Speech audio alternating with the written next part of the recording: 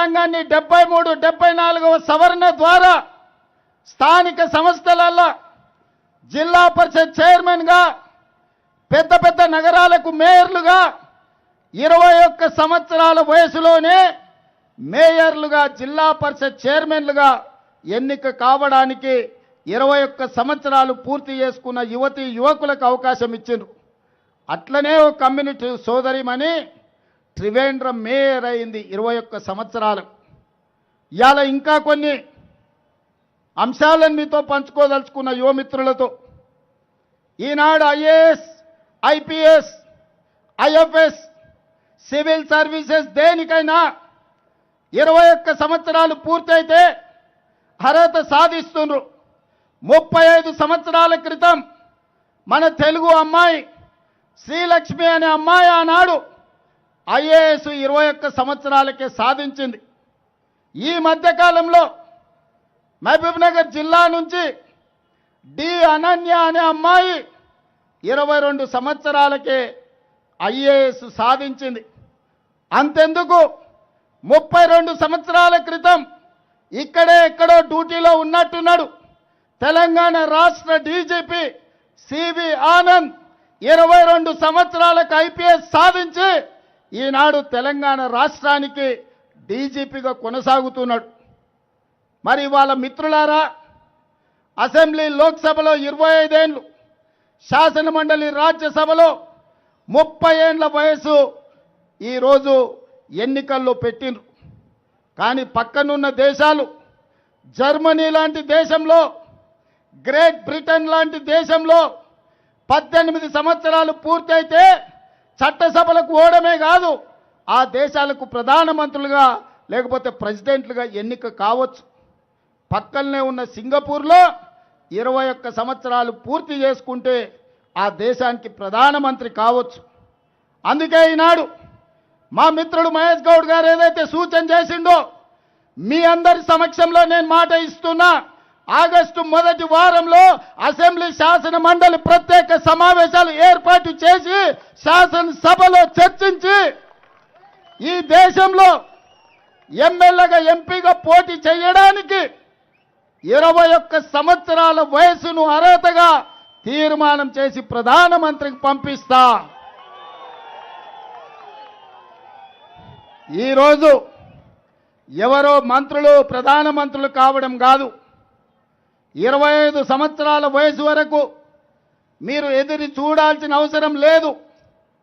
ఈరోజు జంతర్ మంతర్ వీధుల్లో ధర్నా చేయడం కాదు, లోక్సభ, రాజ్యసభలో మీ గళాన్ని వినిపించడం ద్వారా, మీ సమస్యల్ని లేవనెత్తడం ద్వారా ఈ దేశానికి ఆదర్శంగా ఉండే విధంగా ఈ దేశం నుంచి యువకులు ఈ దేశాన్ని పరిపాలించగలిగిన సత్తా ఈ యువకు ఇవ్వాలి అని తెలంగాణ శాసనసభలో తీర్మానం చేసి పార్లమెంటులో రాహుల్ గాంధీ, మల్లికార్జున్ ఖర్గే గారి నేతృత్వంలో బిల్లును ఆమోదించే విధంగా ఈనాడు కాంగ్రెస్ పార్టీ, మా ప్రభుత్వం ప్రయత్నం చేస్తుందని చెప్పి ఈ సందర్భంగా మీకు నేను మాట ఇస్తున్నా. మిత్రులారా, విద్యాశాఖ లేదా ఐటీ శాఖ అత్యంత కీలకమైన శాఖలు 60 ఏళ్ళలో, 70 ఏళ్ళలో, 90 ఏళ్ళలో కాదు, 21 సంవత్సరాలు నిండిన యువకులు ఈ దేశానికి మంత్రులైతే తప్పకుండా దేశ భవిష్యత్తు మారుతుంది, ప్రపంచంతో పోటీ పడతాం. ఈనాడు 543 మంది ఎంపీలు ఉంటే 1% కూడా జెన్జీ ప్రాతినిధ్యం లేదు. 1% లోపలనే ఈరోజు లోక్సభలో మీ ప్రాతినిధ్యం ఉంది. మీ జనాభా ఈ దేశంలో 30% ఉంది. 30% జనాభా ఉన్న జెన్జీ యువ కెరటాలకు చట్టసభలలో ప్రవేశం కల్పించాల్సిన బాధ్యత ఈ ప్రభుత్వాల మీద ఉన్నది. అందుకే భారత రాజ్యాంగాన్ని సవరించడం ద్వారా చట్టసభల్లో 21 సంవత్సరాలు నిండిన యువకులకు, యువతులకు ఎమ్మెల్యేలుగా, ఎంపీలుగా పోటీ చేసే అవకాశాన్ని కల్పించాలి. తప్పకుండా శాసనసభ ఆగస్టు మొదటి వారంలో సమావేశాన్ని ఏర్పాటు చేసి ఈ తప్పకుండా తీర్మానాన్ని చేస్తామని చెప్పి నేను ఈ సందర్భంగా మీ అందరికీ మాట ఇస్తున్నా. మిత్రులారా, రాజకీయ పార్టీలను రాజకీయ కార్యకర్తల్ని బెదిరించో అదిరించో అక్రమ కేసులు పెట్టో ఈడీ ఇన్కమ్ ట్యాక్స్ సిబిఐ కేసులతో ఈనాడు లొంగ తీసుకునే ప్రయత్నం కేంద్ర ప్రభుత్వం చేసింది. కానీ మనస్ఫూర్తిగా గుండెల నిండా మిమ్మల్ని అభినందిస్తున్నా.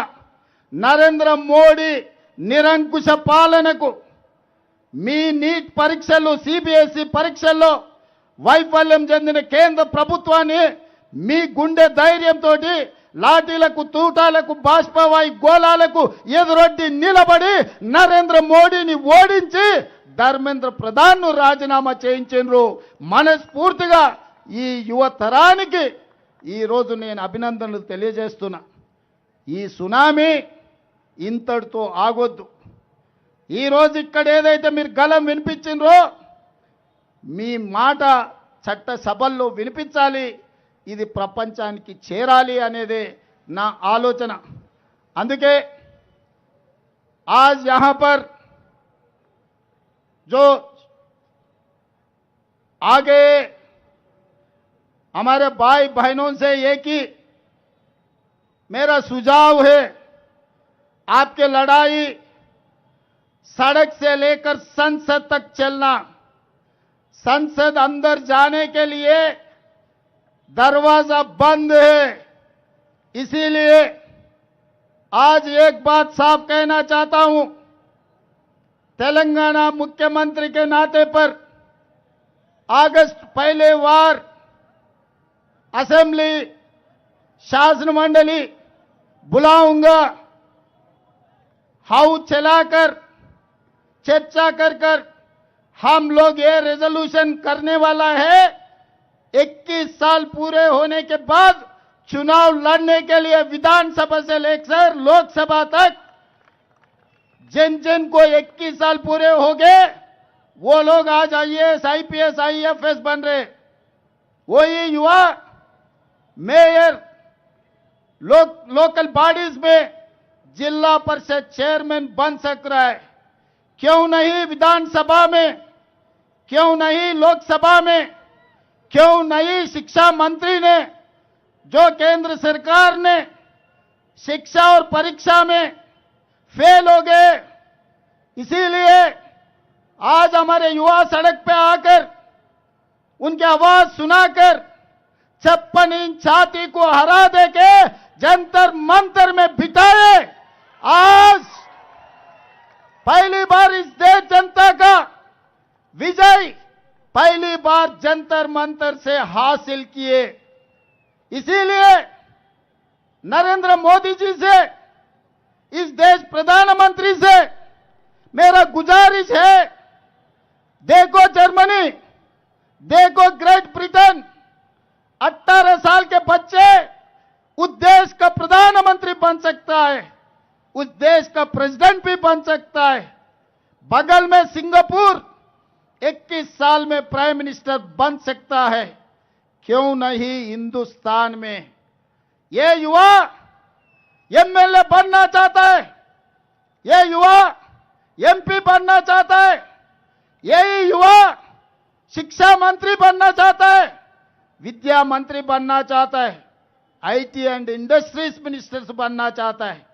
इस देश का भविष्य जनजी युवाओं को मौका देने का बहुत बहुत जरूरी है।